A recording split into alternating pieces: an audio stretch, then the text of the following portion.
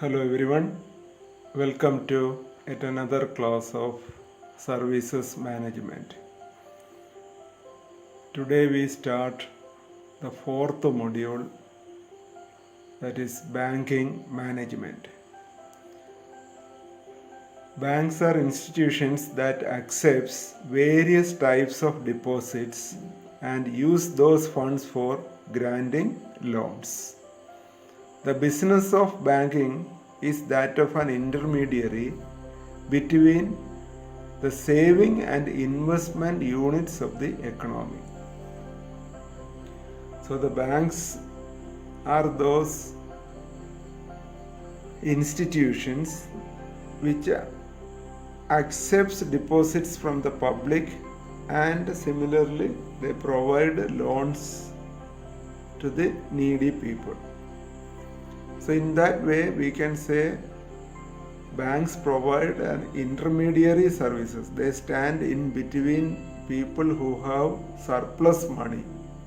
They are called savers, and people who are in need of money. They are called investors. So the savers always want to deposit the money in the bank. At the same time, the investors, they need money, so they will take money from the bank in the form of loans. The banks provide loans to investors. In that way, banks act as a financial intermediary. Banks perform the basic purpose of intermediation through the following four transformation mechanisms. This intermediation takes place in the form of certain transformation mechanism. First one, liability asset transformation. The deposits of money that banks accept from the public are liabilities for the bank. These are converted by them into assets such as loans and investment. So the ബാങ്ക്സിൽ നടക്കുന്ന first transformation എന്ന് പറയുന്നത് liability asset ട്രാൻസ്ഫർമേഷനാണ്. സെർവേഴ്സിൻ്റെ കയ്യിൽ നിന്ന് മണി ഡിപ്പോസിറ്റായിട്ട് bank സ്വീകരിക്കുമ്പോൾ it's A liability for the bank, because bank has to repay the money, the principal amount plus an interest to the saver. അപ്പോൾ അതുകൊണ്ട് ഇതൊരു ലയബിലിറ്റിയാണ് ബാങ്കിനെ സംബന്ധിച്ചിടത്തോളം. At the same time, when the banks provide loan to the investing community, the banks will in future receive back this principal amount. ആൾക്കാർ loan accept ചെയ്യുന്ന ആൾക്കാരുടെ കയ്യിൽ നിന്നും പ്രിൻസിപ്പൽ എമൗണ്ടും അതിൻ്റെ കൂടെ ഇൻട്രസ്റ്റും ഇവിടെ കിട്ടുക എന്ന് പറയുമ്പോഴത്തേക്ക് ലോൺ എന്ന് പറയുന്നത് ബാങ്കിനെ സംബന്ധിച്ചിടത്തോളം അസറ്റായി മാറുകയാണ്. So that is how liability asset transformation takes place. Next transformation is size transformation. Banks create a reservoir of funds from the numerous small deposits collected from the customers and then provide large loans to investors. സാധാരണക്കാരായിട്ടുള്ള ആൾക്കാരുടെ കയ്യിൽ നിന്നാണ് banks deposit സ്വീകരിക്കുന്നത്. എന്ന് പറഞ്ഞു കഴിഞ്ഞാൽ large number of പീപ്പിളിൻ്റെ കയ്യിൽ നിന്നും ചെറിയ ചെറിയ എമൗണ്ടുകൾ കളക്ട് ചെയ്തുകൊണ്ട് ഒരു ബൾക്ക് ഫണ്ട് സ്വരൂപിക്കുകയും ആ ഫണ്ടിൽ നിന്നുകൊണ്ട് ലാർജ് കമ്പനികൾക്ക് huge amount of loan provide ചെയ്യുക എന്നുള്ളതാണ് സൈസ് ട്രാൻസ്ഫർമേഷൻ കൊണ്ട് ഉദ്ദേശിക്കുന്നത്.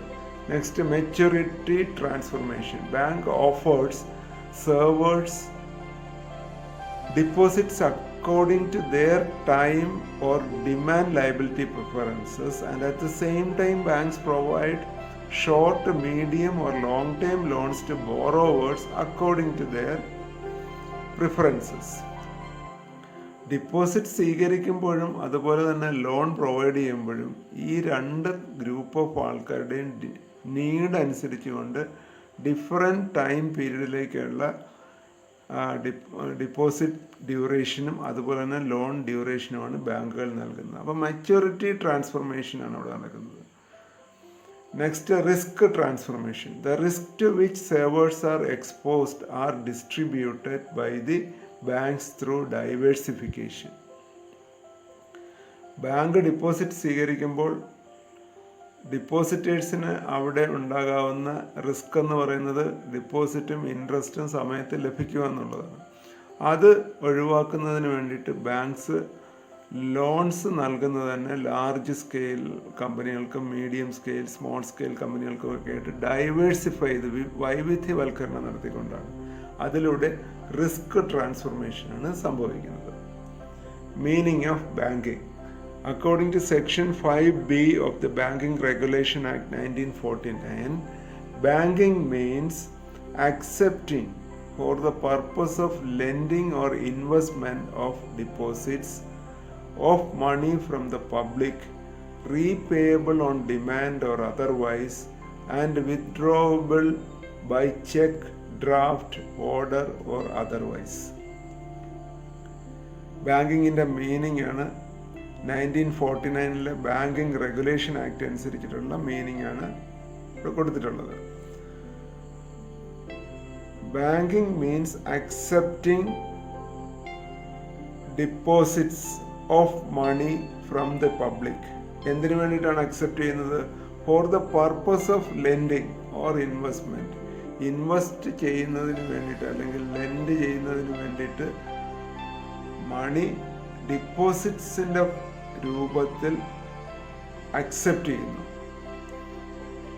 ഇങ്ങനെ അക്സെപ്റ്റ് ചെയ്യുമ്പോൾ എന്താണ് അവിടെ കൊടുക്കുന്ന പ്രോമിസ് എന്ന് പറഞ്ഞു കഴിഞ്ഞാൽ it is repayable on demand or withdrawable by cheque, draft, order or otherwise. ഇങ്ങനെ ഡിപ്പോസിറ്റ് അക്സെപ്റ്റ് ചെയ്യുന്ന ബാങ്ക് കൊടുക്കുന്ന പ്രോമിസ് എന്ന് പറയുന്നത് സർട്ടൺ കണ്ടീഷൻ അനുസരിച്ചിട്ട് ആ മണി റീപേ ചെയ്യുന്നതായിരിക്കും. അല്ലെങ്കിൽ ഇപ്പോൾ ഫിക്സഡ് ഡിപ്പോസിറ്റ് ആണെന്നുണ്ടെങ്കിൽ ആ ഡ്യൂറേഷൻ കഴിഞ്ഞിട്ടായിരിക്കും റീപേ ചെയ്യുന്നത്. അതല്ലെന്നുണ്ടെങ്കിൽ സേവിങ്സ് അക്കൗണ്ടിലേക്കുള്ള ക്യാഷ് ആണെന്നുണ്ടെങ്കിൽ അല്ലെങ്കിൽ കറണ്ട് അക്കൗണ്ടിലുള്ള ക്യാഷ് ആണെങ്കിൽ it will be withdrawable using a cheque or draft or any other financial instrument. അത് ആ ഒരു ആക്ടിവിറ്റിയാണ് ബാങ്കിങ് എന്ന് പറയുന്നത്. Banking means the accepting for the purpose of lending or investment of deposits of money from the public, repayable on demand or otherwise, and withdrawable by check, draft, order or otherwise. Functions of banks. According to Section 6 of the Banking Regulation Act 1949, the primary functions of banks are borrowing, raising or taking up of money, lending, advancing of money either upon or without security, and drawing, making, accepting, discounting, buying, selling, collecting and dealing in bills of exchange, promissory notes, drafts, bill of lading, railway receipts, warrants, debentures and other instruments and securities, whether transferable or negotiable or not. So ഈ 3 കാര്യങ്ങളാണ് ബാങ്ക്സിൻ്റെ primary functions ആയിട്ട് പറയുന്നത്. Borrowing, raising or taking of money, that means accepting deposit. Second function lending or advancing of money either upon or without security. Secured ആയിട്ടുള്ള രൂപത്തിലോ അല്ലാതെയോ loans provide ചെയ്യുക. That is the second function. Next ഫങ്ഷനായിട്ട് പറയുന്നത് dealing in financial instruments ആണ്. Drawing, making, accepting, discounting, buying, selling, collecting and dealing. ഈ തരത്തിലുള്ള activities financial ഇൻസ്ട്രുമെൻസിൽ ചെയ്യുന്നു. ഏതൊക്കെയാണ് financial instruments? Bill of exchange, promissory note, draft, bill of lading, railway receipts, warrants, debentures and other instruments. ഈ instruments, financial instruments എന്ന് വെച്ചാൽ documents എന്നാണ്, അതുകൊണ്ടുള്ള സിമ്പിൾ മീനിങ്. ഈ ഡോക്യുമെൻസിലൂടെ മണി അക്സെപ്റ്റ് ചെയ്യുകയും അതുപോലെ തന്നെ അത് തിരിച്ചു നൽകുകയൊക്കെ ചെയ്യുന്ന ആക്ടിവിറ്റിയാണ്. ഫോർ എക്സാമ്പിൾ ഡിസ്കൗണ്ടിങ് മീൻസ് നമ്മൾ സാധാരണ പറയുന്ന രീതിയിലുള്ള അർത്ഥമല്ല ഇവിടെ വരുന്നത്. ബിൽ ഡിസ്കൗണ്ടിങ് എന്ന് പറയും. ഒരു വലിയൊരു കമ്പനി അവരുടെ ക്രെഡിറ്റ് ഇൻവോയ്സസ്, ആ ക്രെഡിറ്റ് ഇൻവോയ്സസ് ബാങ്കുകളിൽ സബ്മിറ്റ് ചെയ്ത് കഴിഞ്ഞാൽ total amount 10 lakhs credit invoice ആണെന്നുണ്ടെങ്കിൽ കസ്റ്റമേഴ്സിൻ്റെ കയ്യിൽ നിന്ന് ഈ കമ്പനിക്ക് അത് ലഭിക്കുന്നതിന് ചിലപ്പോൾ ക്രെഡിറ്റ് പീരീഡ് ഇപ്പോൾ 60 days ആണെങ്കിൽ 60 days കഴിഞ്ഞിട്ടേ ലഭിക്കുകയുള്ളൂ. അപ്പോൾ ആ 10 lakh ഇൻവോയ്സ് ബാങ്കുകളിൽ സബ്മിറ്റ് ചെയ്ത് കഴിഞ്ഞാൽ 10 lakh പകരം ഒരു 8 lakh rupees, എക്സാമ്പിളായിട്ട് പറയുകയാണ്, ഒരു 8 lakh rupees ഇമ്മീഡിയറ്റ് ആയിട്ട് ബാങ്ക് റിലീസ് ചെയ്യും.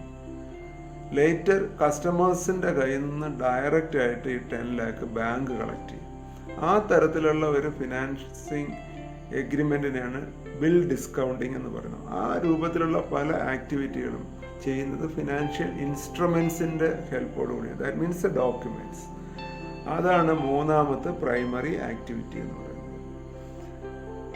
Besides the two main functions of lending and investments, a commercial bank performs a variety of other functions.